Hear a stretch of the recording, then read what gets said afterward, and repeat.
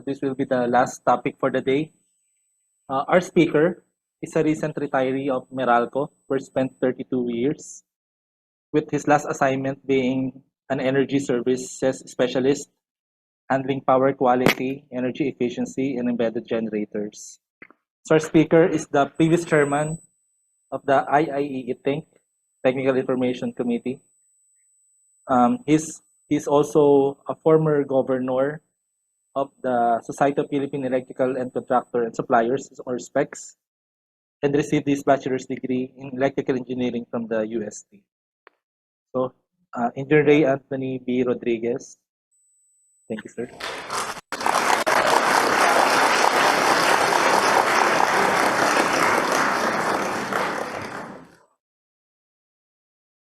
Wait lang, sir. Yes, sir. Nakita na, sir. Saka loud and clear po yung boses niya. Good afternoon to all RMEs, and also acknowledging the presence of our former IIEE and SPECS President, Sir Arthur Escalante. Also, shout out to my fellow Meralco engineers, Sir Alan, Sir Raymond, and Ma'am April, all engineers in the south of Laguna. As usual, this presentation is incomplete without the actual lecture given. Usually, I've been referenced to, and without the whole presentation, they are quoting me out of context. So only you who have part of this webinar can really reference this because you have heard my explanation. As said, I am a retiree of Meralco since September 1, and I was with design, sales, and also energy services for the past 32 years. So this is the outline of my talk. First are the accidents, then the standards being referenced to, and then the quick overview of the anti-obstruction law, and some of the equipment in construction site, and what distribution utility can help in avoiding such accidents. So sometimes we think that it can never happen to us. Unfortunately, like this one, which happened to our village,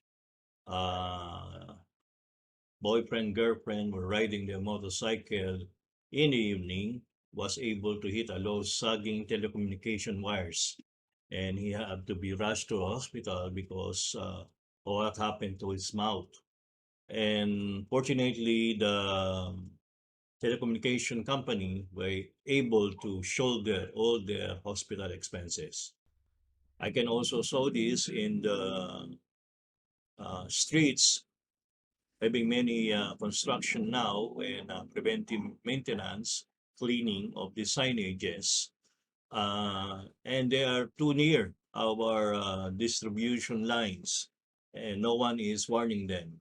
One, I even try to shout so they can avoid it, but unfortunately, I think they didn't understand what I mean. By the way, some of the pictures are AI generated, and they are not up to par to what I was envisioning in this presentation.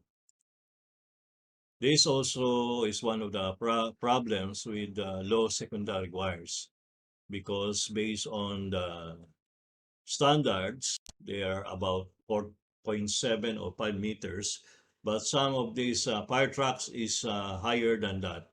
And I see through the spate of fires recently on December and November is that this is one of the problems of our firemen getting into and stopping the fires from happening or escalating.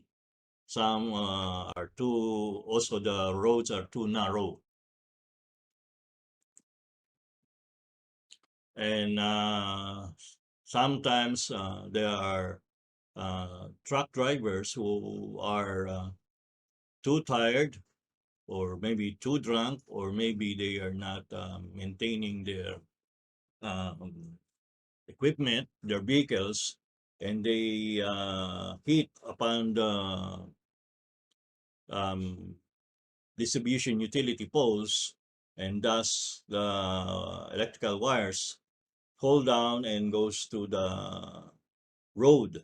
This is very dangerous when it happens. So it's not just a matter of poles coming down, but also the wires being spread out in the road.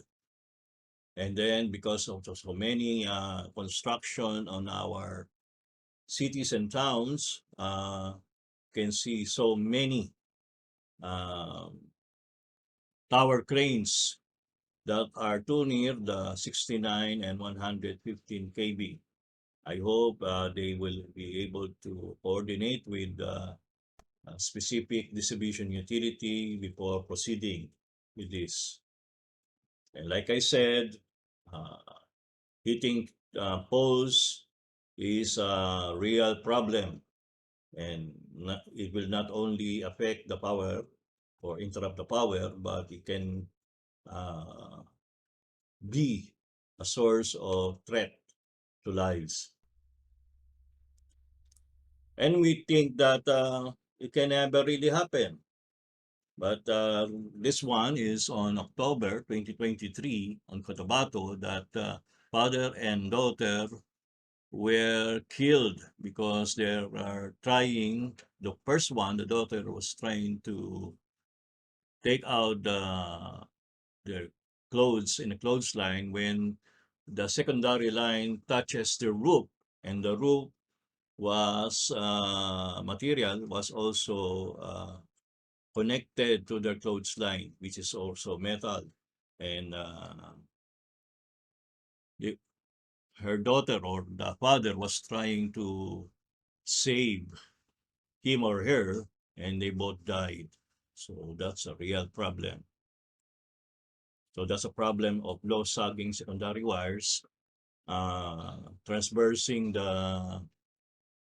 your residential lot. Here, as Meralco was able to uh, restore power by diverting the lines, the power to other circuits. However, this happened August 3, 2023, and there are about 7 poles went down. They were thinking that maybe some trucks that was able to drag some of the telecommunication or cable lines, but based on the CCTV, there is none. And perhaps because of the floods and rains, that some of the ground have already been moistened, and so it just happened, suppose, just went down. We were able to help them and restore power, and also uh, pay for those who were affected. This one happened years ago, I think before the pandemic, that a building was started a fire, and it almost toppled the uh, Transco 230 kV lines in Alabang Muntinlupa, caused massive traffic, and also affected the other power circuits in the area. This one is in US, where in one of the tower cranes fell, hit some of the vehicles, and also hit some of the distribution lines. So as you can see, it is a real problem. So what more can happen? You can use ladders, uh, stairs, or make a tree house or maybe you are trying to clean your swimming pool, and you can be part of the accident. Playing kites, cutting tree branches, having scaffolding near distribution lines, or if you are near coastline, playing with those parachutes, and you can be also part of those accidents. So take cognizance of that, and let us be part of the solution, prevent such accidents happening.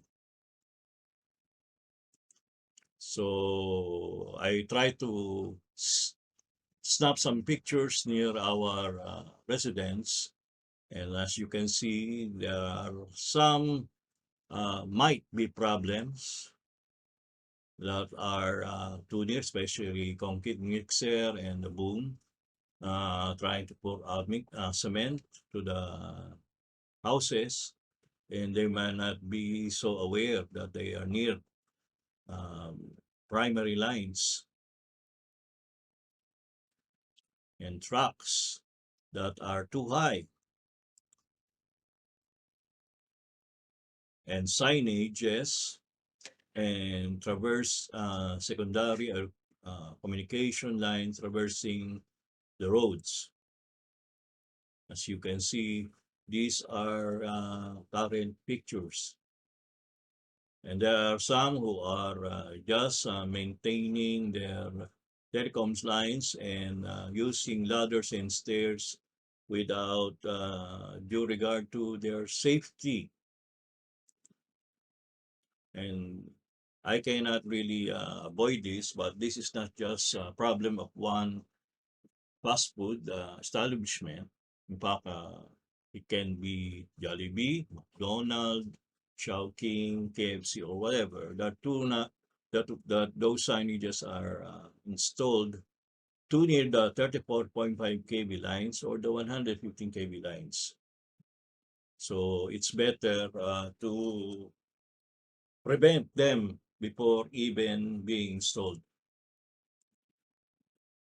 So we will be I summarize some of the Philippine standards that are relevant, and since the PEC Volume 2 is in fact in too many pages, I try to summarize them all. Okay, so what does the Philippine Electrical Code Part 2 2020 edition covers? Covers supply and communications facilities, including metering and associated work practices employed by a public or private electric supply, communications, railway, trolley, street and area lighting, traffic signal or other signals, irrigation district or other community-owned utility or similar utility in the exercise of its function as a utility. So mas applicable ang PEC 2 sa mga utilities. So nakalagay dyan yung generation, transmission, distribution of electricity, at saka yung facilities ng utilities that generate energy or signals. So ganun din yung mga street or area lights, especially now na madaming solar street lights, they should be aware of the clearances needed from other electrical facilities. So if maski sila ay solar, they must think that there are other utilities near them. So ganito po yung ayos pagkakahati ng ating PEC 1 and PEC 2. Pag load side ay yung Philippine Electrical Code Part 1 at yung Philippine Electrical Code Part 2 ay yung papunta sa utility. So pag minention natin yung distance or clearances, ang ibig sabihin po nun ay they are measured, the clearances are measured from surface to surface, and all spacing shall be measured center to center. So for clearance measurement, live metallic hardware electrically connected to supply line conductors communication equipment connected to communication line conductor shall be considered a part of the line conductors. So ito rin po yung summary ng Article 3.4 na nasa page 81 to 142 ng Philippine Electrical Code Part 2. So mayroon kasing formula doon, so sinamarize ko lang dyan. So pag communication line, at least 4.7 meters from the road, yung pinakamataas na part ng road, usually yung gitna. At secondary wires to 30 volts, 4.9 meters. Now that is already my computation. You can check it based on the formula given on Article 3.4.3.3. Okay. So primary lines 13.2 to 34.5 dapat 5 plus meters, and transmission lines 69 kV, 115, 230 kV ay kung makikita nyo ay mababa lang yung 5 at saka yung 6 meters. That's why your distribution utility tries to elevate it more. Usually ang telecoms ay nilalagay sa 6.1, then secondary sa 7.1 para ma-escape o ma-avoid yung problems with vehicles the traversing the roads.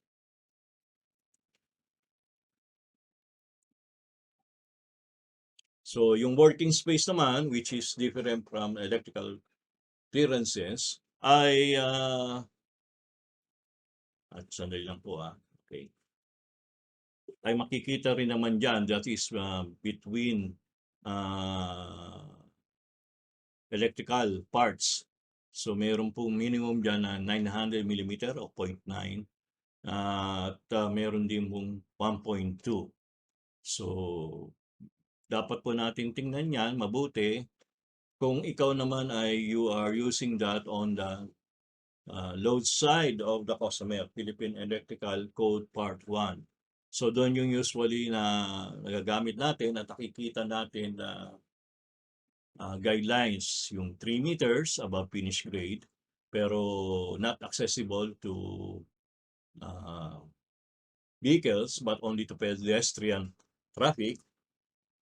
3.7 pag mga driveways pero not subject to truck traffic at does not exceed 300 volts. 4.5 pag nag-exceed ng 300 volts. Ngayon, for public street, alley roads na subject to truck traffic, driveways, other than residential property, ay dapat nasa 5.5 na. Tapos pag may railroad pa ay 7.5 meters. So pag inisip nyo, kasi since we are thinking of fire trucks, at kung yung lugar mo ay residential, you must be thinking of 5.5 na. So don't think about 4.5. Makakatipid ka ng konti, pero in the future, you have to find a way for the fire trucks to traverse that road. Ito po yung summary ng ating pinag-usapan. At these slides are already given to the Secretariat of our RME Affairs, and you can request from them. Ito rin yung kuminsan ay nangyayari na pag sa load side ay yung openings ng windows are too near the service entrance location. Part din yan ng electrical clearances. Or if the secondary service or secondary lines are too near your balcony, which should be at least 1.5, and there are other requirements over roofs na dapat ay 3.4, pero dapat ay avoid na natin yung ganun nangyayari. Under or over balconies, dyan ay 3.4, at under roofs, projection nearly accessible to pedestrian ay almost 1.1. And these are also the summary of what I've discussed. And there are situations that really happen like that. Some are just above the roof and it caused some damage. Some construction or building was made too near the distribution line. Some of the transformer are too near the windows of the buildings. It should be avoided. Okay. So these are the summaries for clearances over 22 kb. So sa amin po ay 30, yung 34.5 at meron ding mga subtransmission line. So makikita po natin ay overbuilding and other structures, horizontal and vertical. Ang pinakamababa ay 2.3 horizontal, sa vertical ay 0.41. Ngayong pag mga roadways ay makikita natin na tumatakbo na siya ng 5 meters pataas, 5.6, 5.2. I also need to mention, because some of you are safety personnel, safety officers in your company or your construction group, na yan ay part din ng Rule 1210 ng Electrical Safety of the Occupational Safety and Health Standards. So take note. Sa amin din po na safety code ng Meralco ay mayroon din pong mga working distance for our crew, and it have to conform also with the Philippine Electrical Code Part 2. Now, the anti-obstruction law or RA 11361 is one of the developments that is important for us. Okay, so to ensure that electricity will smoothly reach our homes, the government enacted a law which prohibits the obstruction of power lines. I call this some of the graphics from Transco and other distribution utility and cooperatives. So yung AOPLA, Anti-Obstruction of Power Lines, ensure the continuous and uninterrupted transmission and distribution of electricity, protecting the integrity and reliability of power lines. Dahil nga po may mga nangyayari na lumalapit o mayroong ginagawa na dangerous for us. So ang tawag po dun sa lugar na yon na dapat ay mag-iingat ang mga construction firm or mga building administrators or maintenance is the power line corridor, PLC. Is the land beneath, the airspaces surrounding, and the area traversed by the power line, which shall be kept clear and free from any power line obstruction. So meron po yung safety clearances. Mas lalo pag sa mga residential subdivision, vegetation, non-tall growing plants encroaching the 3 meters zone from the pole for maintenance and operational purposes. So makikita nyo, hindi lang yan 1.2, yan ay 3 meters or 10 feet dapat away ang mga vegetation. So with safety clearances of buildings, non-hazardous rigid structure, ay ganun din ang dapat mini-maintain.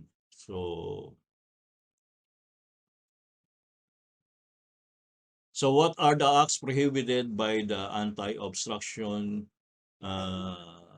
Act? Una ay construction of hazardous improvements within the pole line corridor. Second, planting of tall trees sa ilalim, vegetation within the pole line corridor. Preventing or refusing entry of authorized personnel to conduct maintenance and operational services. So sometimes we have to maintain our substations, maintain our poles and electrical facilities. Kumisan yung mga barangay personnel or admin of subdivision are trying to prohibit us that. So mali po yun. Okay? conducting or performance of hazardous activities within the pole line corridor, which will impair the conveyance of electricity and damage the power line. So, meron po penalties po yan.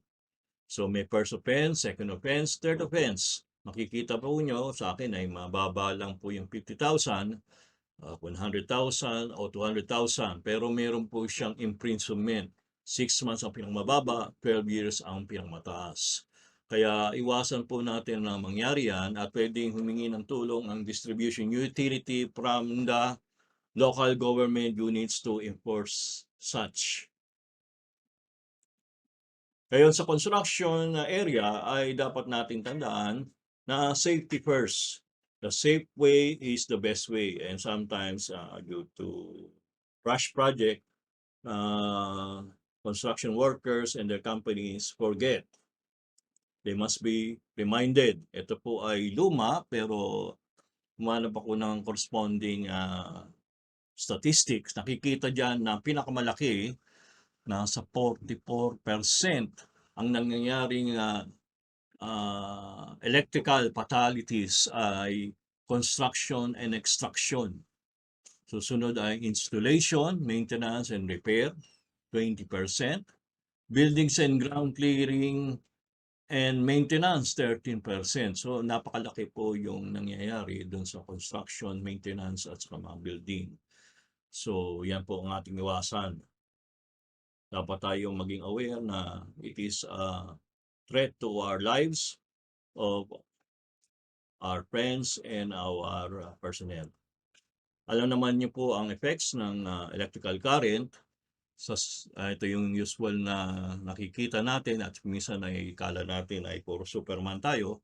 Pero makikita po niya yung 0.5 to 3 milliamperes, hindi yan amperes milli lang po, ay hanggang 10 milliamperes lang yung pwede pang kayanin ng katawan ng tao. So usually yung nakikita nyo dun sa mga TV series o movies kung saan nagto-torture. Pero more than that, ay meron ng respiratory paralysis, ventricular fibrillation, 100 to 200, 200 to 500 milliamperes, heart clamps tight, at yung pinakamatindi ay yung tissue and organs start to burn. So, iwasan po natin na tayo ay electrocute. We should have our respect for electrical power. So, pagka magkakaroon ng construction, the safety officer or the engineer or the registered master electricians like you should first locate all overhead power lines.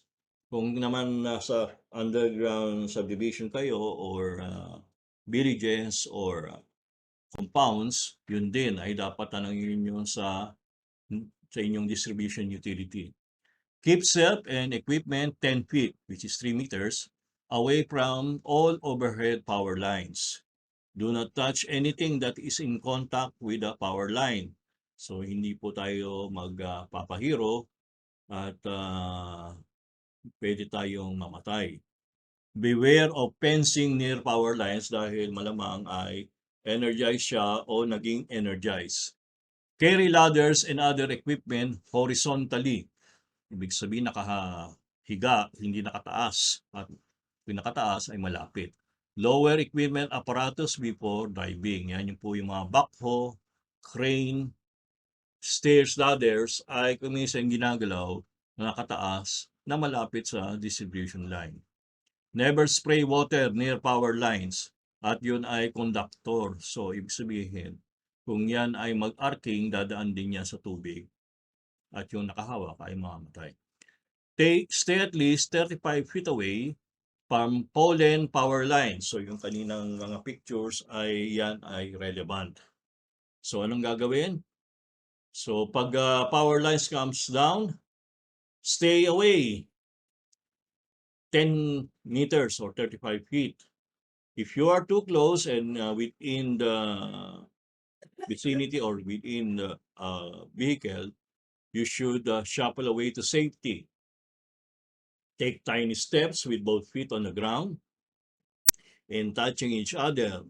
So para ma-avoid yung situation na tinatawag na step potential. Keep children and pets away. Never drive over a downline. So yan po yung sample. Ang dapat po nating tandaan, always assume the line is energized. Never touch or try to move a down power line. Never drive over down power lines. They could become entangled in your car, in your tires.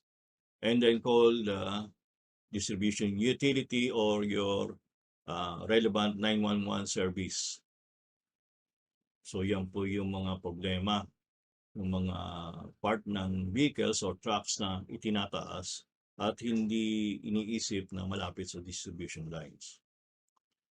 Ito ay review lang ng Meralco distribution lines.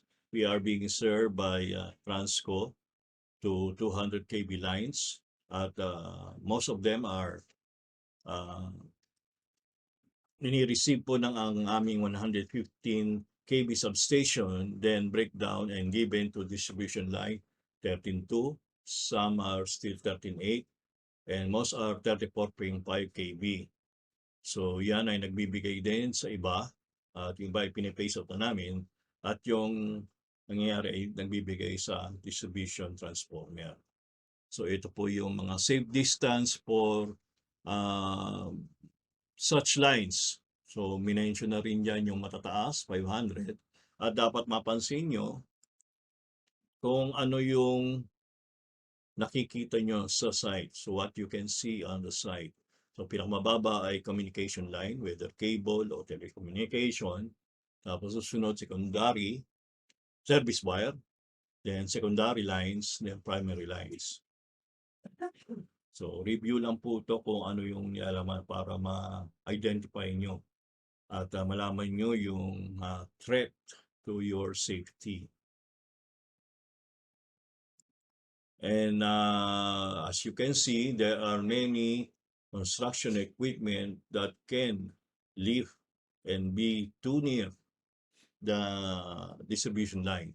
Bulldozers, front loaders, grader, dump trucks, backhoes, trenchers, cranes, excavator, floater, dozer, and forklift. So, meron pong website dyan na mention kung gaano ka-wide at gaano ka-tall yung mga equipment na yan. At bakit kuminsan ay kinakabahan ako pag sila ay napapalapit sa distribution lines. As you can see, some can go up as 30-meter yung cranes and ay nasa 13.5 or 15 meters lang ang mga pole lines, so pwedeng lagpas. And of course, there are our basket truck, pero some construction have their own basket truck at yan ay pwedeng umabot sa primary lines. Yan, nakita ko yan sa Macapagal Avenue at makikita nyo yung taas ng mga cranes. At ito naman yung sample na taas ng mga tower cranes. So there are really problems. So there must be engineers assessing the situation for this. Anong pwedeng gawin ng distribution utility? They can do maintenance. They can trim the branches and trees too near the lines. And this one, I took a picture in our village. So makikita po yung kanilang ginagawa. Also, if you are trying to transport heavy equipment or mixer or transformer, ay pwede po kayong mag-request ng escort services from your distribution utility from the pier up to the location of your construction work. Ang pwedeng gawin po na nila ay may mauna kung secondary wires ay pwedeng disconnect muna at pwede rin maglagay ng rubber hose at maiwasan yung mangyari ay may magkakaroon ng danger and power interruption. Of course, you have to pay for the labor and the vehicles and other materials that we will be needed during the escort services. As you can see, madaming pwedeng trucks na pwedeng gamitin upang mag-transport ng mga heavy equipment. Finally, ay mayroong tinatawag ang request for temporary power interruption. At bago execute po yan ay mayroong mga chine-check. You have to de-energize the loads, open service equipment, lockout, tag out, inform the DU crew, DU to open the fuse cap out of power fuse, verify if without power, switch on genset, which is optional, open the feeder line. So, ibig sabihin, kung yung equipment ay ipapasok doon sa inyong compound, ay pwede kayo mag-request po niyan. At meron kong isang customer sa Carmen Ray na madaming puno at dapat ipasok yung kanyang heavy equipment o for production and they have to request for an RTPI. Part of that is installation of protected line covers for bare primary distribution line. Yeah, I free now at all you need to do is make a written request so that we can be sure who will be accountable for the protected line covers. Yung tinatawag po natin rubber hose.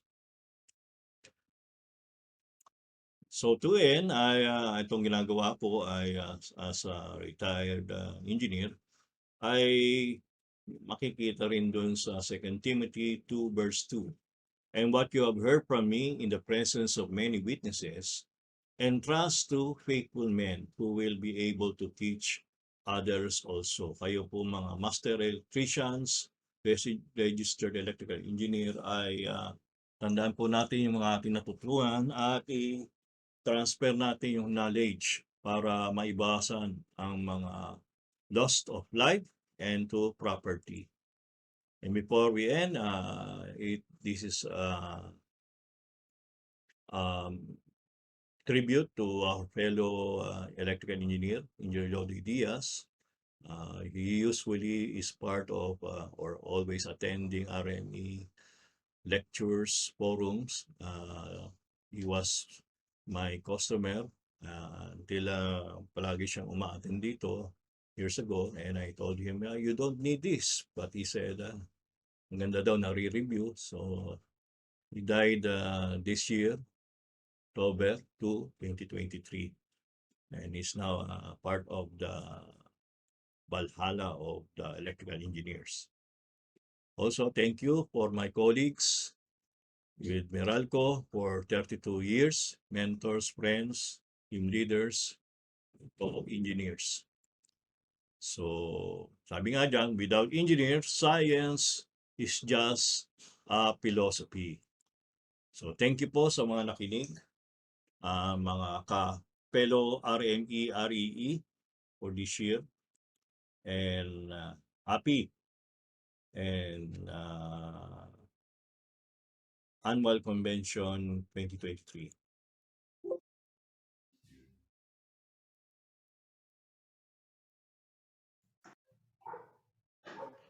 So, to read the citation, so IIEE presents this Certificate of Appreciation to Engineer Ray Anthony B. Rodriguez for imparting valuable insight as resource technical speaker on the topic Electrical Clearances for Safety, a DU Perspective, during the 48th ANC RME Technical Sessions, in conjunction with the 48th Annual National Convention and 3 Expo 2023 with the theme IIE at 48 moving forward collectively as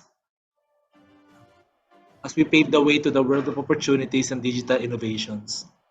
Given this 27th day of November 2023, signed Engineer Alberto Herrera Jr., National Secretary, signed Engineer Esperanza A. Collado, National Vice President for External Affairs, signed Engineer Florigo Barona, VP for Internal Affairs, and signed Engineer Lyndon Bagge, our National President. Thank you, Sir Ray.